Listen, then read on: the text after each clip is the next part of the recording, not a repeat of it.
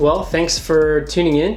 Today we are really excited to shift our focus a little bit from what happens on ice for the 7 Canadian NHL teams and move to a little bit about what's coming up in the future. We're going to be focusing on the World Juniors today and kind of giving you a rundown on the perspective of Canadian hockey, as well as for each Canadian team, what you should be looking for as a fan from that perspective. So why don't we dive into the field guide? So by that, what I mean is we want to give you a rundown. So if you're a fan of any particular Canadian team, we want to give you a rundown of who are your prospects who are going to be hopefully cracking some rosters, and maybe keying in on a couple of them and like what would be a really positive thing to see from them in terms of, hey, this means they've taken a big step in their development. Talking about that and then kind of isolating some teams. I mean, it'll be pretty clear, especially for some teams, of like, hey, if you're going to catch a couple games, you need to make sure you're watching. Exactly. You need to make sure you're watching these ones. So we're going to do the same thing we did last episode, and we're going to go from the West Coast to the East. Why don't you kick it off? Tell us a little bit about some of Vancouver's eligible bachelors. Vancouver, potentially bachelors. So Vancouver has actually got a bit of a short list when it comes to prospects. A lot of the players that they've had have either graduated or are NHL pros. And so I think that's a reason to be optimistic that your farm's graduated to become NHL players, right? Yep. They've traded a few picks as well, so not as deep as you'd think, not as many appearances as you'd maybe hope if you're a Vancouver fan, but the first one that, and who I thought at first was the only one that was available was Vasily Podkolzin. Right. Now, there's so much, I guess, that could be said about him. Mm-hmm. He's bounced around a lot in the K, the MHL, VHL. I think it's a lot to do with his willingness to go to North America and play. That has a lot of the reason why he might be blackballed because of the coronavirus hit the KHL so hard. He got some really good playing time in early in the year, put up a lot of points. And so that was a really positive thing. And I think, because Vancouver's made it clear that they want him to come over after the KHL season is over. He's kind of getting blackballed a bit, but he is looking really good when he's over there. Now, something that I don't think we address enough, or the media doesn't address enough, is that Vasily Podkolzin was originally slotted to be 3rd overall, like in his draft, and he fell all the way to Vancouver at number 10, I believe. Yeah. 10 or 12. 10. Yeah, okay. I think so.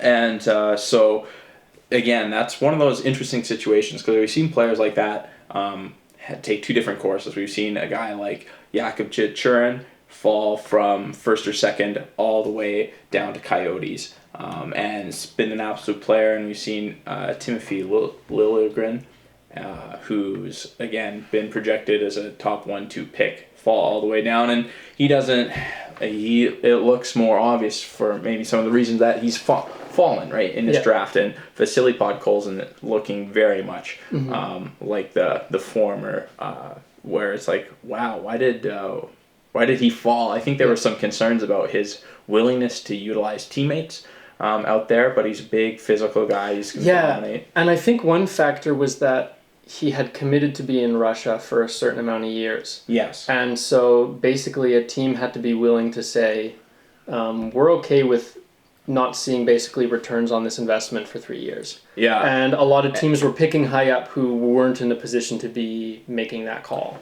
Yeah, and Vancouver, with the star like Persson emerging, was just laughing at that decision in a good way, right? Plus, I think he's coming over sooner. It kind of looks like he might be staying in Canada and reporting to training camp.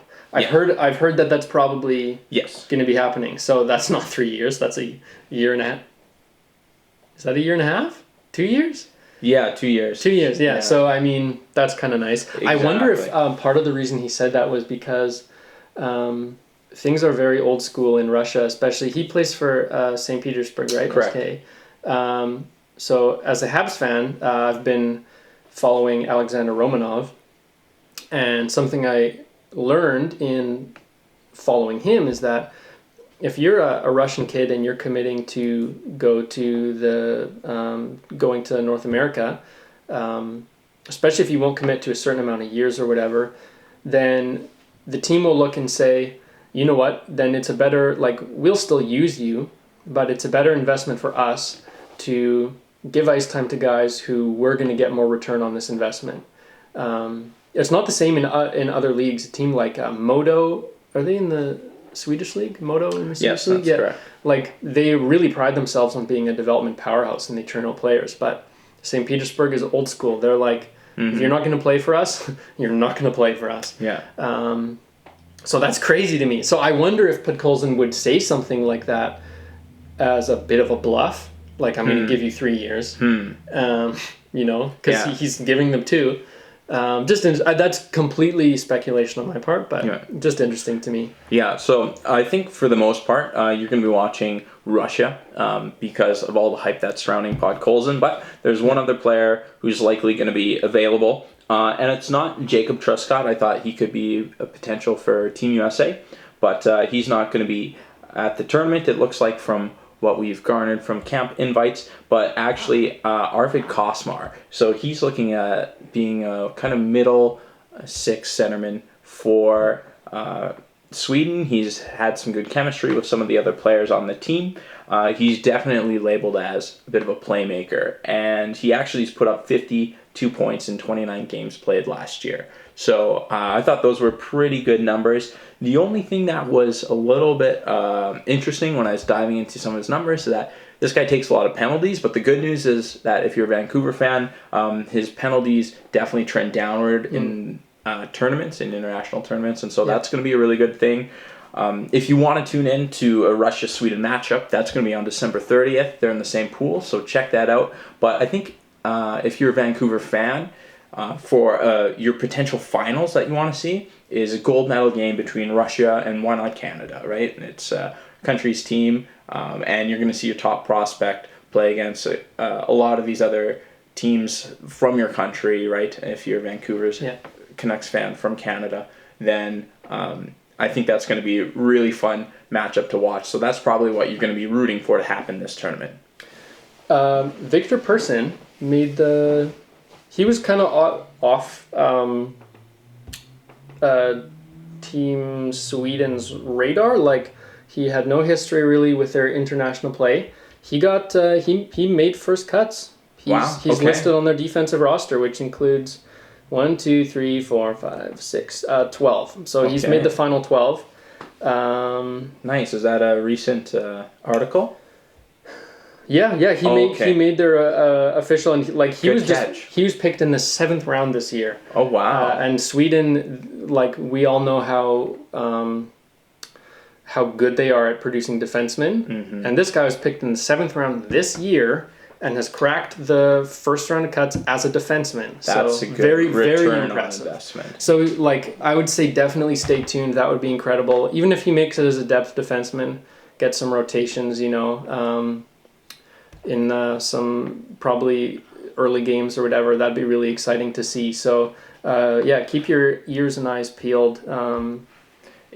That's a pretty exhaustive look at a viewing guide for each team in the Canadian division and who you're looking for and the matchups that you're actually going to be wanting to look for. And so that rounds out a lot of what we've prepared for you all today as listeners and watchers. And is there anything else you'd like to say? Just that if you've caught any of this through clips or you're watching the whole thing, feel free to go check out our channel. We've got clips just going over our thoughts for what each team in the Canadian division could pull off this year, going kind of in depth there.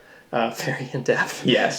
So please do that. Feel free to subscribe as well. Go follow us on Twitter, and we'll see you again soon. Yeah.